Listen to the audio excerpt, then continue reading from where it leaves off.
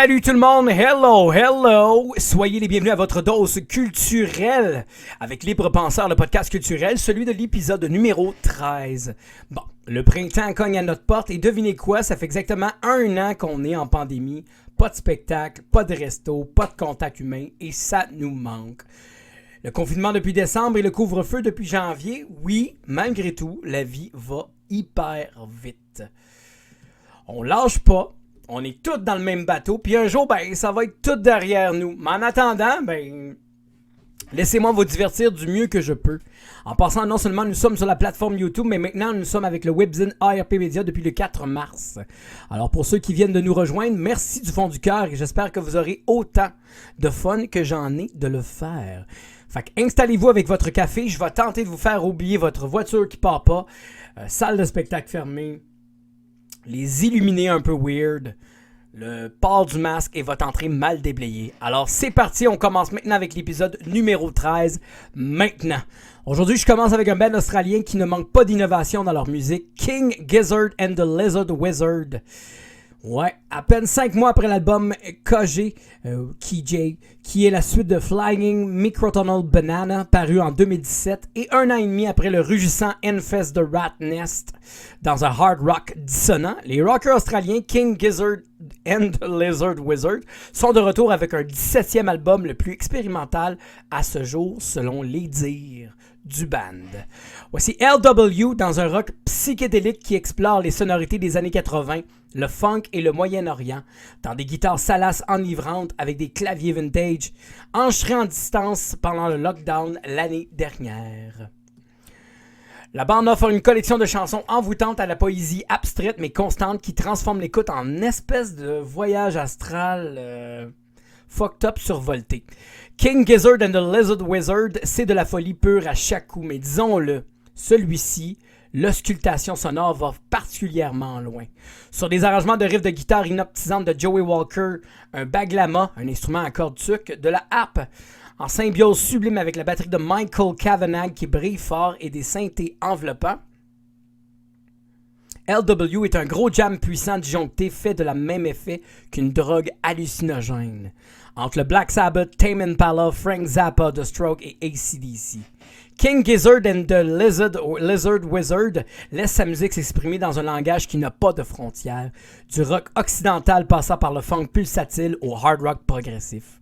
Le groupe n'a pas perdu la main et livre effectivement son œuvre la plus percutante et expérimentale à ce jour. LW, un album magnétisant de rock psychédélique avec une grande variété d'influences qui nous transperce l'âme avec ses rythmes tonitruants, entraînants et stupéfiants.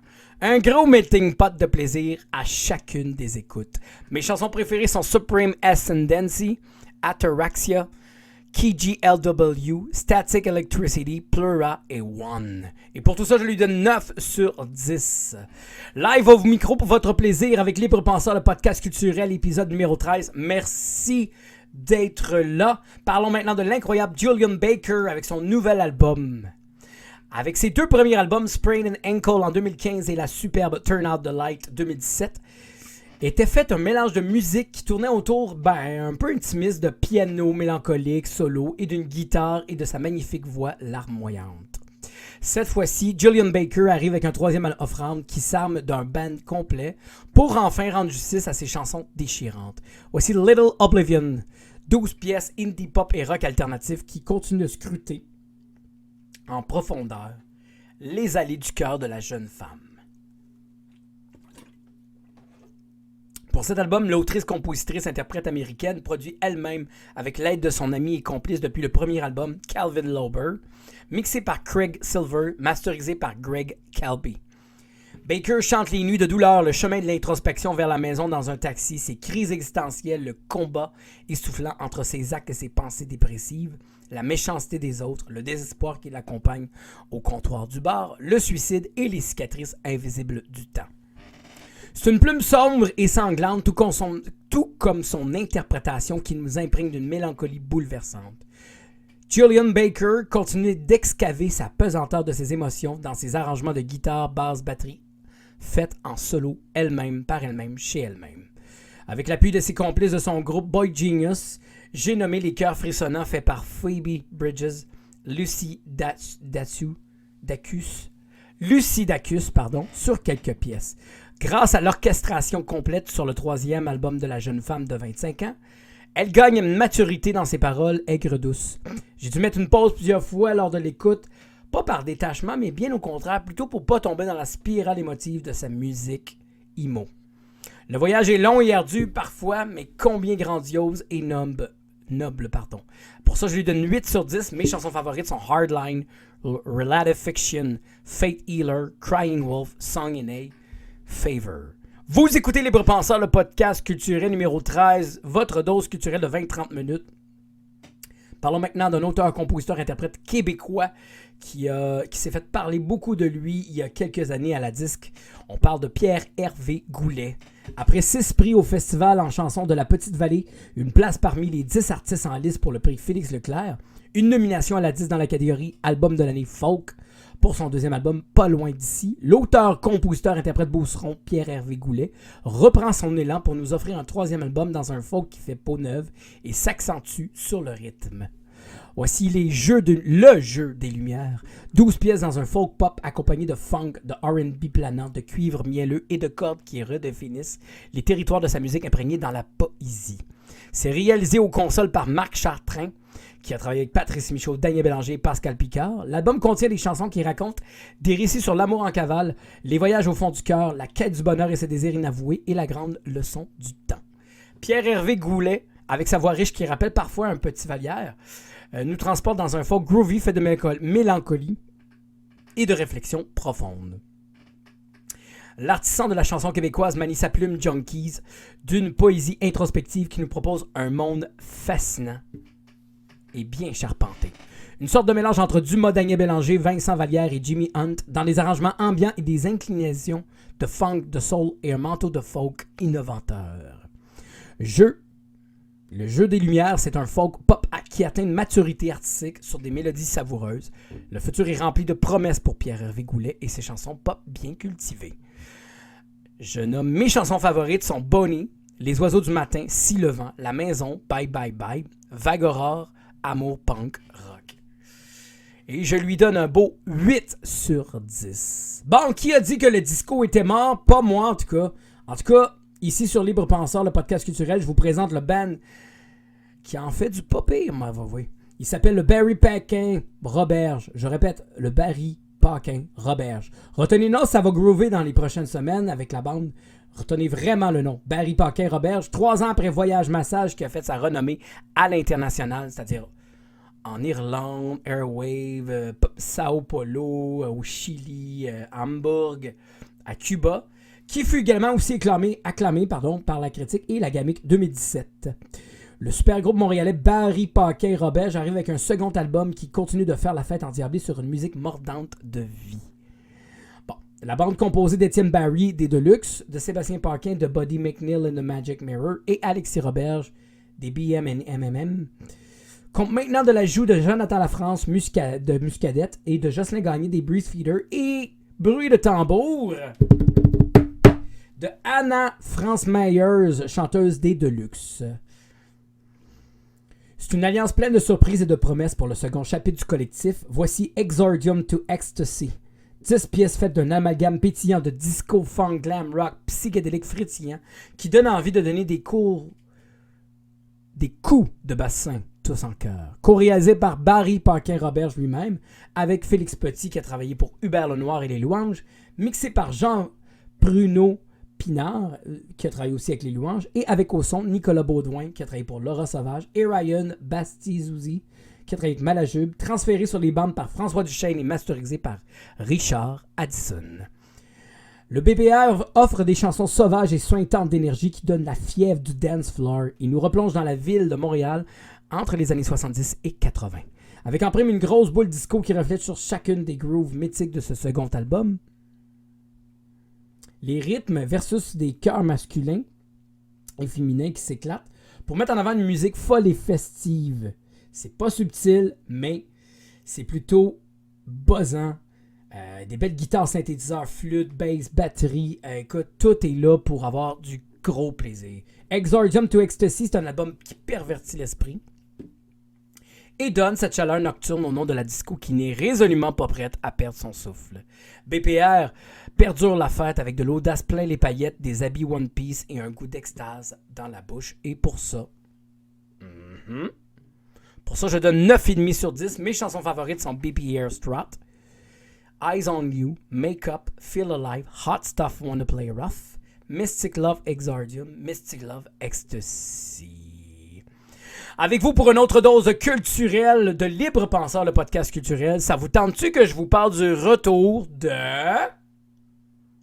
Rob Zombie? Vous rappelez-vous de lui? Prends une petite gorgée.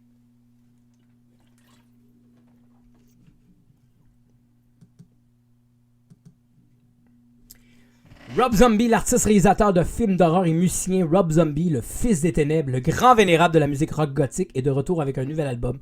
C'est le premier depuis 6 ans. Hein? Quand même. 5 ans, pardon. Depuis Electric Warlock, Acid Witch, Satanic, RG Celebration, Dispenser. Bon, là, on va régler quelque chose. Ça se peut que je me déboule dans la gueule parce que les titres de Rob Zombie sont toujours longs, complexes, fucking incroyablement. Donc, voici The Luna Injection. Je vais recommencer. Voici The Luna Injection Cool 8 Eclipse Conspiracy, qui sont 17 pièces qui patagent dans un rock spooky, gothique, country, industriel, psychédélique, groove metal. La signature depuis Hellbilly Deluxe en 1998. C'est produit de nouveau par Chris Zeus Harris, qui a travaillé avec Hatebreed, Shadow Falls, Sworn Enemy, 3 Inch of Blood, Black Veil Bride.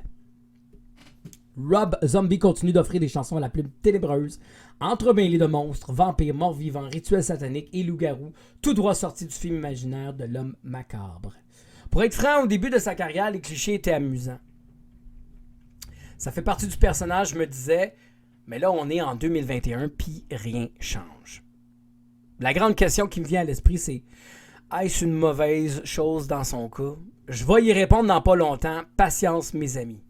Selon les dires de Rob Zombie, c'est le meilleur de sa carrière, ce qui rend les attentes élevées, disons-le. Sur des arrangements qui reviennent au son lourd de guitare, métal sanglante et de rythme blues, et de rythme de batterie tribale qui sonne comme une messe noire qui se mélange à une exploration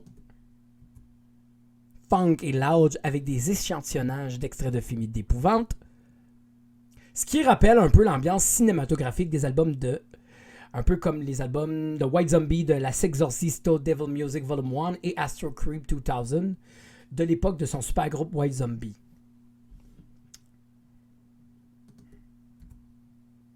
Dans les années 90. Bon, revenons à la question maintenant.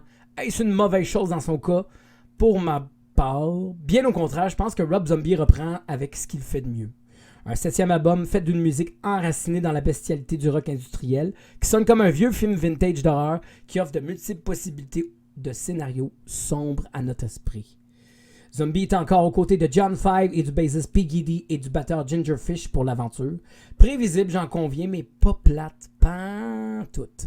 Mais de grâce, Monsieur Cinémagar, s'il vous plaît, pitié, raccourcissez les titres de vos chansons incroyablement trop longs pour rien. Sinon, le reste, c'est beau, beau, beau. Il y a fort longtemps que je n'avais pas apprécié les œuvres de Rob Zombie, qui semblaient totalement dépassées depuis Venomous Rat Generation Vendor. The Lunar Injection Cool 8 Eclipse Conspiracy, c'est un album qui risque de plaire aux fans des premières heures. C'est une bonne dose de hard rock complexe, violent, décadent, perfide, qui liquéfie votre matière grise avec aucune subtilité. Et on aime l'expérience. Je lui donne 7,5 sur 10. Mes chansons favorites sont The Triumph of King Freak, The Eternal Struggle of the Howling Man, Shake Your Ass, Smoke Your Grass, Crow Killer Blues et Get Loose et Boom, Boom, Boom. Vous écoutez Libre Penseur, le podcast culturel. Je vous rappelle que les autres épisodes précédents sont à votre disposition sur la plateforme de YouTube et le webzine ARP Media, ainsi que la page Facebook, tout simplement intitulée Libre Penseur, le podcast culturel. On enchaîne maintenant avec un artiste britannique que j'aime particulièrement depuis des années. Il y a déjà 20 ans que David Gray est devenu une étoile montante grâce à son 4e album White Ladder en 1998, avec des singles à succès comme Babylon, Please Forgive Me, Sail Away, This Year of Love. En partie grâce au soutien de Dave Matthews qui a réédité l'album via son label Ato Record. Soit dit en passant, c'est l'album le plus vendu de tous les temps en Irlande. Depuis, l'artiste roule sa bosse et enchaîne les albums sans perdre cette volonté d'explorer différentes directions à chaque album. Malgré le succès des Grammy, les Brit et les MTV Awards, 2 ans après Gold in the Brass Cage, l'auteur, compositeur, interprète délaisse le côté électronique pour laisser jaillir une musique douce et introspective. Voici Skellig, 13 pièces dans un folk onirique fait de voix rauques, luxuriantes et enveloppantes, munies d'une guitare, piano et de chœurs irlandais. Sur de magnifiques violoncelles qui donnent une ambiance rêveuse, ce 12e album est inspiré par les îles Skellig dans la côte sud-ouest de l'Irlande. Une île rocheuse escarpée au large de la côte du comté de Kerry qui a été ravagée par l'Atlantique pour finalement devenir un site de pèlerinage en 600 après Jésus-Christ pour des moines qui cherchaient à se rapprocher de Dieu tout en s'éloignant du monde des hommes et de leur folie. Gray continue avec le producteur Ben DeVries avec l'aide d'interprètes irlandais comme Moisey Nolan, David Kitt, Niamh Farrell, Robbie Malone, ainsi que la musicienne classique britannique Carolyn Dale. Avec cet album enregistré au studio Hemsdale d'Edwin Collin sur la côte du Sutherland, loin des bruits de la ville, Gray offre des chansons qui racontent la vexation de son cœur de corsaire lancé comme une bouteille à la mer, au travers de ce mélange d'eau salée qui goûte l'espoir et le désespoir, passant de l'immensité à l'inconnu de l'océan et ses secrets. Avec ce besoin de repeindre sa musique loin des artifices sur des arrangements de ballades acoustiques tissés dans un folk celtique, qui donne cette impression de naviguer dans cet alliage de brume, de clarté si apaisante. David Gray livre son 12e album au paysage sonore le plus clairsemé et tumultueux à la fois. Skellig, c'est une collection authentique de chansons folk chavirantes qui prouve que l'artiste n'a pas joué sa dernière carte, celle de sa sensibilité si désarmante. Du David Gray sans fioriture qui donne son album le plus touchant et cinématographique de sa discographie. Pour tout ça, je lui donne 10 sur 10 et mes chansons préférées sont Accumulate, Heart and Soul, Laughing Gas, No False God, Deep Water Swim, Spiral Arms, The White Hole, House with No Walls, Can't Hurt More Than This. Vous écoutez Libre Penseur, merci d'être là en si grand nombre. On va parler maintenant d'une auteure, compositeur, interprète qui s'appelle Miel. Après avoir prêté son talent de musicienne et choriste pour d'autres artistes comme Galaxy, Berries, Richard Séguin, Amélie, Chantal Archambault et Kendall et Tire le Coyote. La parution de Un P chéri qu'elle réalise en collaboration avec Antoine Graton en 2014, l'auteur, compositrice, interprète et multi-instrumentiste Miel trace son propre chemin avec un premier record. Un bel album. Voici Enchanté, 10 pièces électropop chaleureuses qui brillent dans une lanterne, comme une lanterne, dans la nuit étoilée. Réalisatrice, arrangeuse et musicienne accomplie, elle partage les rôles avec Pierre Fortin, qu'on connaît pour les Delaware Chuck, Galaxy, etc.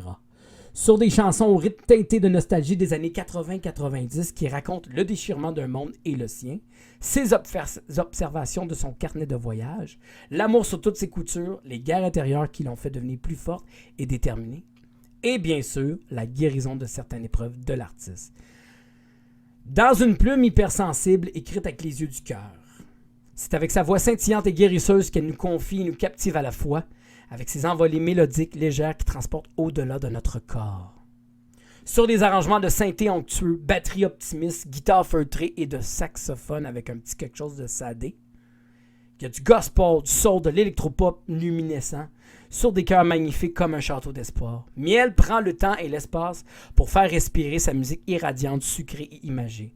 Enchanté, c'est de l'électropop qui invite le cœur à se baigner dans une poésie qui devient le refuge à l'abri de toute douleur. Un univers multicolore où il fait bon vivre en ces temps de grisaille.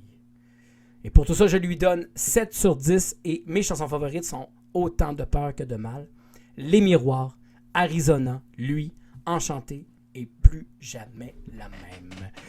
Ben voilà, un autre épisode est terminé pour moi. Merci d'avoir écouté Libre Penseur, le podcast culturel. N'oubliez pas qu'il y a la page Facebook et sur YouTube aussi pour écouter les autres épisodes, la playlist sur Spotify. Pour des nouvelles, il y a la page Facebook ainsi que la page Facebook de ARP Media avec des extraits des artistes dont je vous parle. On se donne rendez-vous pour un 14e épisode. À bientôt. Merci d'avoir été de l'aventure et on se redonne un autre rendez-vous. Tourlou!